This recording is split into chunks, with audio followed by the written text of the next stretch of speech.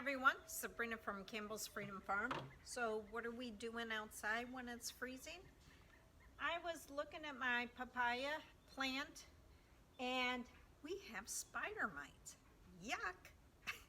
So I'm going to show you how to get rid of them. Hopefully it's a one-time deal. Probably not. Sometimes you'll have to do it several times. But they came in, I don't know where. I actually got these from Craigslist and I potted them up and they were growing great. So I don't know if it came with it or not. Why is that important? Because I need to find out if any other plant has it. So anything that was nearby this plant, I have to check. But right now I have it isolated, so it's not spreading anywhere else. So I'm going to take care of the mites, fertilize it, because you know when you're really run down, and it's run down because they've really attacked it, it's going to need some oomph to get it going, and what organic stuff we could do to get rid of it. Okay, so let me zoom in really quick so you could see these horrible things. That these are not aphids, which are little white spots also, because of the web. So you could see the web on here and you could see the damage. Now, the first thing besides isolating it from the other plants is, I don't know if you could see those little white dots on it. Now this leaf, it's just now being attacked. Yeah, see the little white? First thing we have to do, I'm gonna cut this whole branch off. So basically what I'm gonna do is take my pruners and I'm gonna spray the area with peroxide because I don't want it to go into the plant itself. And why is that important? Because if there's any aphids on it,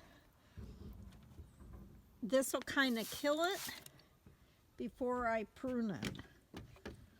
And the minute I cut this, it does not go to the compost. It goes in a separate bucket and it goes in a trash bag straight to the trash. Okay, now I could pull this other plant off, this part leaf, and next I'm going to basically take warm soapy water and I'm going to wash this, and then I'm going to spray the whole thing again with peroxide. And this is straight 3% from the grocery store. I'll show you right here. You don't want anything stronger than this, otherwise you have to dilute it. Okay, let me zoom in. Okay, so I have this soapy warm water, not hot. And I am just gonna wash this like crazy. Will it like it? I hope, but at least it'll recover. You want to make sure that you get rid of any web, any of the little white dots, see right there? And the soap kind of suffocates them. And that's the thing, when we treat this at the end, we're going to use a type of organic oil because they cannot breathe. Make sure you get the stem all the way down.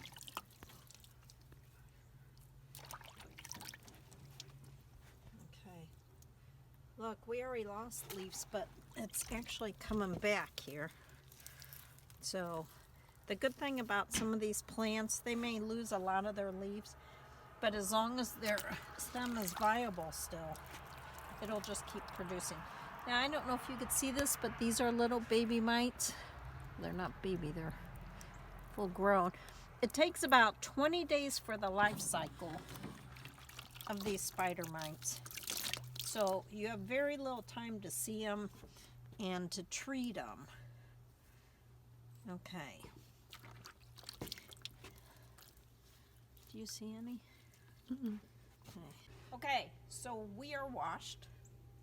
Now I need a bath though. And I'm going to let it air dry out here, and then I'll show you the next step. Okay, it's dry, but before I forget, you could tell that I wash this. It's still a little wet here. I almost forgot. You need to wipe down with that soap, warm water, and peroxide, the pot, the floor that it sat on, the whole area right there, and check your plants. But now that this is done, you could do this in any order, I guess. I thought it just depends what the order. If I'm working on fungi or virus or bacteria, whatever, I'm gonna do peroxide again. Peroxide is really healthy for your plant for many reasons. It will get rid of any of the eggs. It'll help with the eggs. It won't totally kill them. Hopefully I got rid of everything, but that's usually not the case. But I'll show you what we do next. So right now I'm just going to spray this whole thing and make sure you get underneath the leaves. All these, I'm going to spray the pot.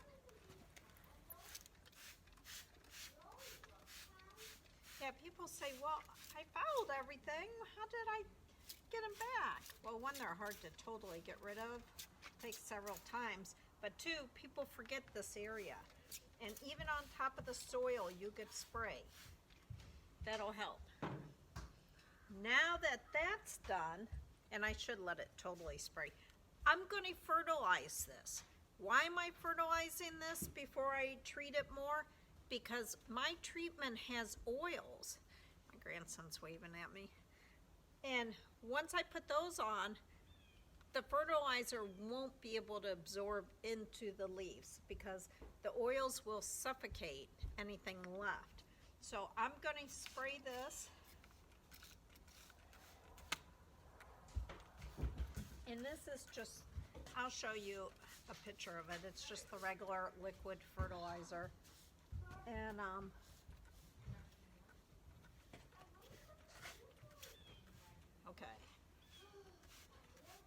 okay, so that's done. Now we have to wait for it to dry again. Okay, last step, because the plant's cold and I'm cold. Okay, so this I wanted to show you is Dr. Earth Final Stop. One, you need an oil.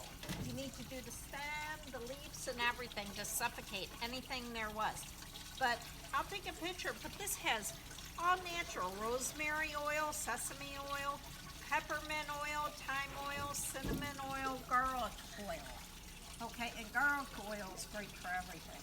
So I wouldn't eat this, but at least it's a better option than some of the chemicals that they have. My daughter's laughing at me.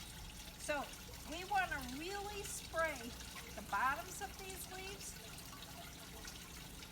It actually kind of smells good. Of course, I grow a lot of them.